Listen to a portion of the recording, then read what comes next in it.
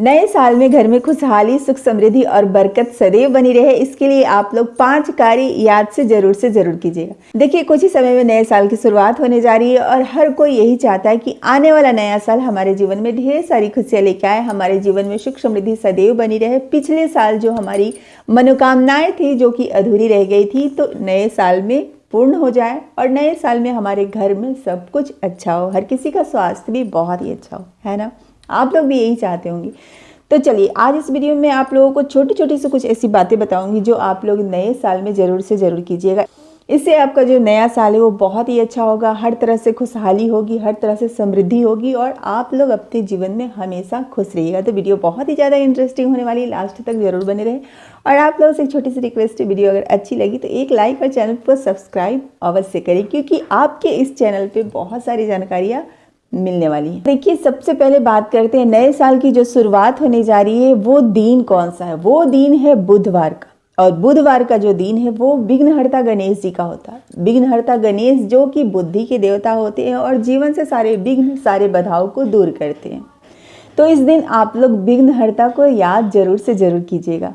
सबसे पहले आप लोग क्या कीजिएगा, ब्रह्म मुहूर्त में उठना है। जी हाँ, कहते हैं ना, नए साल का पहला दिन हमारा जैसा होता है पूरा साल हमारा वैसा ही जाता है। जी बिल्कुल, इसलिए आप लोग ब्रह्म मुहूर्त में यानी सूर्योदय से पहले उठ जाइएगा। घर की साफ सफाई करने के बाद घर की जो महिलाएं हैं यानी कि जो सुहागन महिलाएं हैं वो स्नान करके अच्छे से आप लोग तैयार हो जाइएगा। देखिए, कहते हैं नए साल के दिन हम जितने अच्छे से तैयार होते हैं ना, पूरे साल माता पार्वती हमारा सौभाग्य सदैव बनाए रखती है और हमारे जीवन को रंगों से भरे रखती हैं। इसलिए आप लोग अच्छे से तैयार हो जाइएगा।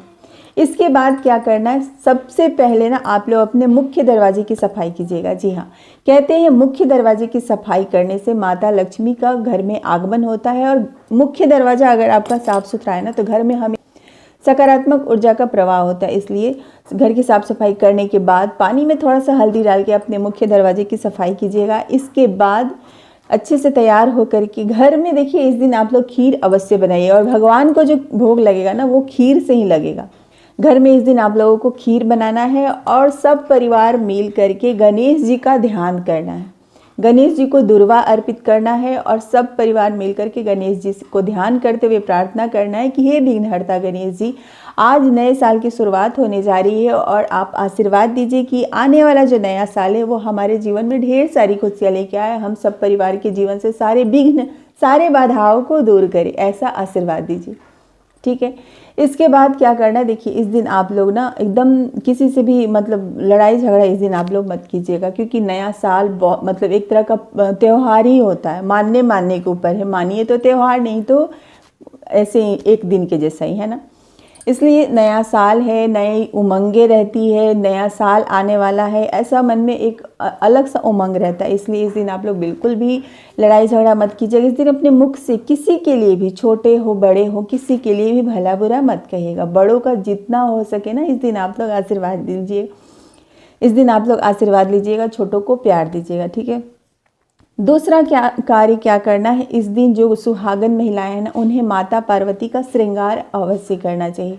माता पार्वती को सिंदूर लगा के अपने मांग में भी ऐसे अवश्य लगाना चाहिए और माता पार्वती से प्रार्थना करना चाहिए कि हे माँ, आशीर्वाद दीजिए कि जन्म जन्मांतर तक मैं हमेशा ही सुहागन रहूं और सुहागन ही मरूं। मेरा सौभाग्य सदा सर्वदा बनाए रखिएगा, मेरे घर परिवार में सुख समृद्धि सदैव बनाए रखिएगा, ऐसा आप लोग आशीर्वाद मांगिएगा। दूसरा क्या है, नए साल के दिन आप लोग शिव मंदिर अवश्य जाइएगा। अगर पूरा परिवार नहीं तो कम से कम पति पत्नी जाकर के महादेव जी की पूजा अवश्य कीजिएगा। महादेव जी का जलाभिषेक अवश्य कीजिएगा। माता पार्वती को भी श्रृंगार की चीज़ें आप लोग अवश्य चढ़ाइएगा और महादेव माता पार्वती से प्रार्थना कीजिएगा कि आने वाला नया साल आप लोगों के जीवन में ढेर सारी खुशियाँ लेके आए, आप लोगों के जीवन में सुख समृद्धि और सौभाग्य सदा बनी रहे, आप लोगों के जीवन में जो भी परेशानियां हैं वो सारे दूर हो जाए। तीसरा जो मतलब मैं बताने जा रही हूँ ना, वो बहुत ही ज़्यादा इम्पॉर्टेंट है, तो इसे आप लोग ध्यान से सुनिए। देखिए, कहते हैं किसी भी घर परिवार की वृद्धि तभी होती है जब उनके पूर्वज यानी उनके जो पितृ देवता होते हैं ना, वो प्रसन्न होते हैं। आजकल बहुत सारे बच्चों को या फिर बहुत सारे लोगों को ये नहीं पता है कि पितृदेव को प्रसन्न कैसे किया जाता है और पितृदेव होते क्या हैं। तो नए साल के दिन ना आपको सबका आशीर्वाद तो लेना ही लेना है, अपने पितरों का, अपने पूर्वजों का भी आप लोगों को आशीर्वाद अवश्य लेना है। और इस दिन देखिए पीपल के जो पेड़ होते हैं ना, पीपल के पेड़ पे भगवान विष्णु के साथ साथ पितरों का भी वास होता है। तो इसलिए इस दिन, नए साल के दिन, आप लोग पति पत्नी मिल करके पीपल की पेड़ की भी पूजा अवश्य कीजिएगा। पीपल के पेड़ में मीठा जल, यानी कि जल में थोड़ा सा मिश्री डाल करके जल चढ़ाइएगा, दीप जलाइएगा और 5 बार कम से कम परिक्रमा अवश्य कीजिएगा, वासुदेव जी के नाम किसी भी मंत्रों का जाप करते हुए।